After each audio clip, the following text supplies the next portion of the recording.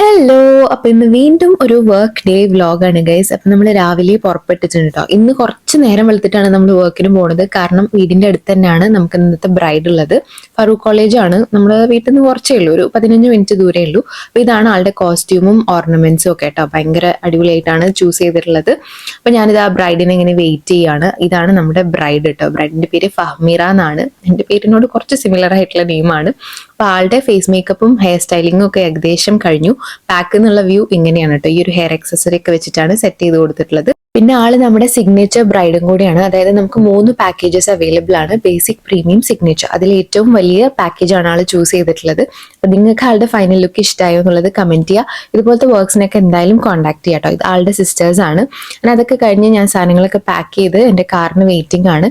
ഇക്കൊക്കെ വന്നിട്ട് എന്നെ പിക്ക് ചെയ്തു. പിന്നെ ഞങ്ങൾ രണ്ടാളും കൂടി സാധനങ്ങൾ കുറച്ച് മേടിക്കാനുണ്ടായിട്ടോ. അങ്ങനെ അതൊക്കെ പോയി മേടിച്ച് വീട്ടിലേക്ക് വിട്ടു.